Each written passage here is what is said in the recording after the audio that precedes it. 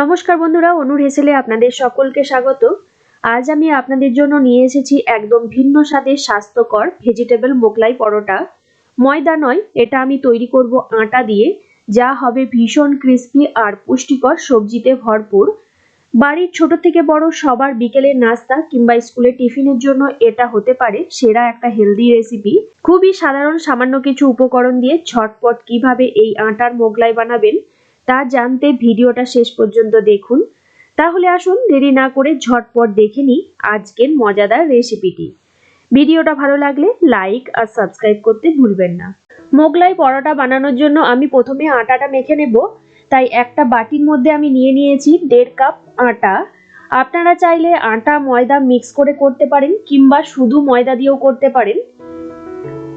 আটার মধ্যে দিয়ে দিলাম স্বাদ মতো নুন আর 2 টেবিল চামচ সাদা তেল। নুন আর তেল আটার মধ্যে ভালো করে মিশিয়ে নিচ্ছি।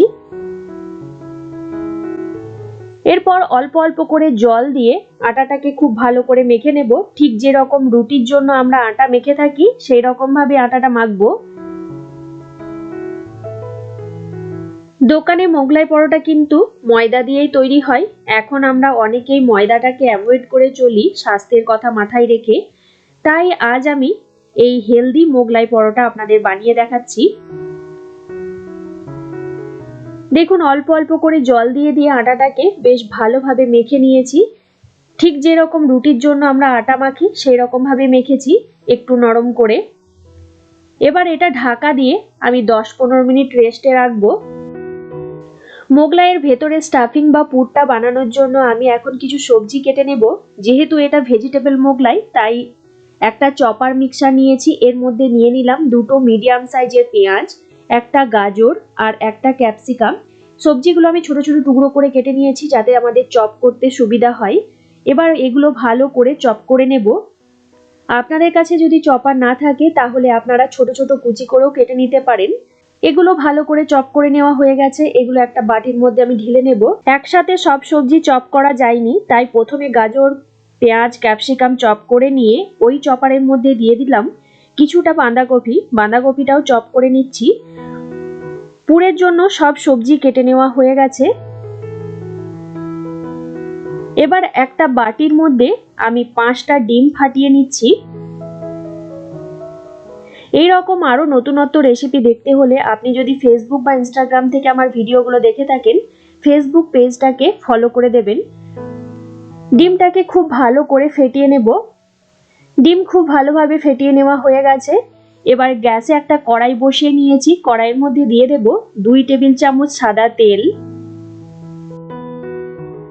তেল ভালোভাবে গরম হয়ে গেলে তেলের মধ্যে প্রথমে দেব সবজিগুলো। গ্যাসের ফ্লেমটাকে হাইতে রেখে নাড়াচাড়া করে সবজিগুলো ভালো করে ভেজে নেব 2 থেকে 3 মিনিটের জন্য। গ্যাসের ফ্লেম লোতে রেখে সবজিগুলো ভাজলে কিন্তু সবজি থেকে জল ছেড়ে দেবে, তাতে কিন্তু সবজিগুলো ভালো করে ভাজা যাবে না। তাই হাই ফ্লেমেই কিন্তু সবজিগুলো ভাজতে হবে।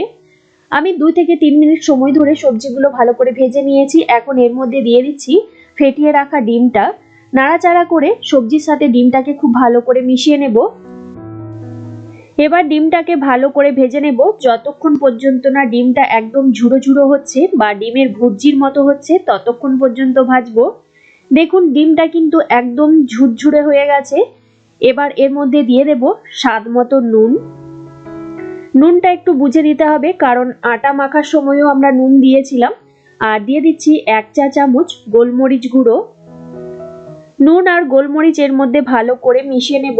এই সময় গ্যাসের ফ্লেমটাকে লোতে রাখতে হবে, তা না হলে ডিম কড়া করে ভাজা হয়ে যাবে, তাতে মোগলাইটা খেতে ভালো লাগবে না। ডিমটা খুব বেশি না, হালকা যাতে ভাজা হয় সেটাই লক্ষ্য রাখবেন। সমস্ত কিছু ভালো করে মিশিয়ে নেওয়ার পর নামানোর আগে সামান্য পরিমাণ ধনেপাতা কুচি ছড়িয়ে দিয়ে গ্যাসের ফ্লেমটাকে বন্ধ করে দিতে হবে। তারপর এই পুরটা ঠান্ডা হওয়ার জন্য অপেক্ষা করব। পুরটা ঠান্ডা হতে হতে এদিকে দেখুন আটাটাও আমার সেট হয়ে গেছে। আটাটা একবার ভালো করে ঠেসে নেব। আটা ভালোভাবে ঠেসে নিয়ে তারপর এর থেকে আমি ছোট ছোট করে লই কেটে নেব। ঠিক যেরকম রুটির জন্য আমরা লই কেটে থাকি সেরকমই কিন্তু লইগুলো কাটবো। খুব বেশি বড়ও না, আবার খুব বেশি ছোটও না। আপনারা আপনাদের পছন্দ মতো সাইজের লইগুলো কেটে নিতে পারেন। লই কেটে নেওয়া হয়ে গেছে। এবার লইগুলো হাতে করে একটু ঘুরিয়ে গোল করে নেব। এবার রুটিটা বেলে নেব। আমি কিচেন স্ল্যাবের ওপরেই রুটিটা বেলবো। সামান্য পরিমাণ আটা ছড়িয়ে দিলাম। এবার রুটি যেরকম ভাবে বেলা হয় সেই রকম ভাবে আমি রুটিটা বেলে নিচ্ছি গোল করে।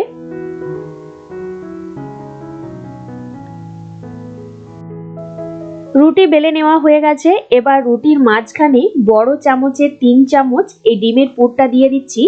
তারপর পুরটাকে চারপাশে একটু ছড়িয়ে দেব।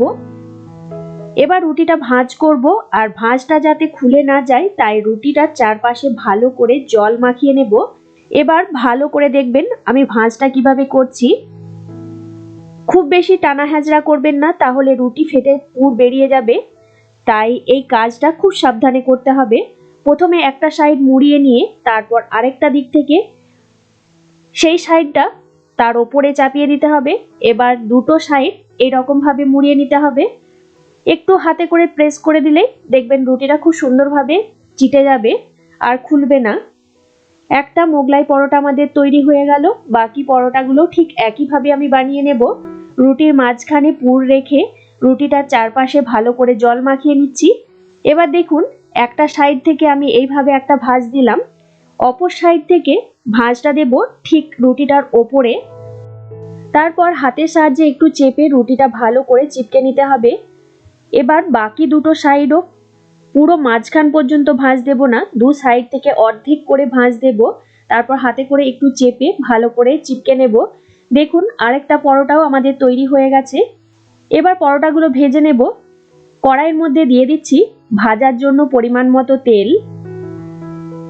তেল ভালোভাবে গরম হয়ে গেলে তেলের মধ্যে আমি একে একে পরোটাগুলো দেব, আর গ্যাসের ফ্লেমটাকে মিডিয়াম টু হাইতে রেখে পরোটাগুলো ভালো করে ভেজে নেব উল্টে পাল্টে। পরোটার ভেতরের পুরটা যেহেতু আমাদের রান্না করাই আছে তাই পুরটা নিয়ে কোনো চিন্তা করতে হবে না, শুধু পরোটাটা ভেজে নিলেই হবে সুন্দর করে। একটা সাইড হালকা লাল করে ভেজে নেওয়ার পর অপর সাইডটা উল্টে নিচ্ছি। দুটো খুন্তি ব্যবহার করলে খুবই ভালো হয়, তা না হলে কিন্তু পরোটাটা ছিঁড়ে যাওয়ার সম্ভাবনা থাকবে। দেখুন দুটো সাইডই কিন্তু আমি সুন্দর করে উল্টে পাল্টে হালকা লাল করে ভেজে নিয়েছি। পরোটার দুটো সাইডই সুন্দর করে ভেজে নেওয়া হয়ে গেছে। এখন আমি তেল থেকে তুলে নেব। বাকি পরোটাগুলো ঠিক একইভাবে আমি ভেজে নেব। গ্যাসের ফ্লেমটা মিডিয়াম টু হাইতে রেখে উল্টে পাল্টে লাল করে আমি পরোটাগুলো ভেজে নিচ্ছি। এই গরম গরম মোগলাই পরোটা আমি পরিবেশন করব স্যালাড আর টমেটো কেচাপের সাথে। একটা পরোটা আমি আপনাদের কেটে দেখাচ্ছি। দেখুন ভেতরটা একদম পুরে ঠাসা, দেখতে যতটা সুন্দর খেতেও দারুণ টেস্টি। আমার আজকের এই হেলদি মোগলাই পরোটার রেসিপি আপনাদের কেমন লাগলো অবশ্যই কমেন্ট করে জানাবেন। আমার আজকের বানানো রেসিপি যদি আপনাদের ভালো লেগে থাকে তাহলে আপনারাও বাড়িতে বানিয়ে দেখতে পারেন। আশা রাখি আপনাদের ভীষণ ভালো লাগবে। ভিডিওটা ছেড়ে যাওয়ার আগে একটা লাইক করে দেবেন আর রেসিপিটা বন্ধুদের সাথে শেয়ার করুন। যদি আমার চ্যানেলের নতুন বন্ধু হয়ে থাকেন তাহলে আরও নতুনত্ব ভিডিও দেখবার জন্য চ্যানেলটা সাবস্ক্রাইব করে পাশের বেল নোটিফিকেশন প্রেস করে অল অপশনটা প্রেস করে রাখবেন। তাহলে আমি চ্যানেলে যখনই কোনো নতুন রেসিপি শেয়ার করব সবার প্রথমে নোটিফিকেশন আপনাদের কাছে পৌঁছে যাবে। আজকের মতো এই পর্যন্ত। আবার কোনো নতুন রেসিপি নিয়ে হাজির হব আপনাদের কাছে। আপনারা ভালো থাকবেন, সুস্থ থাকবেন। ধন্যবাদ।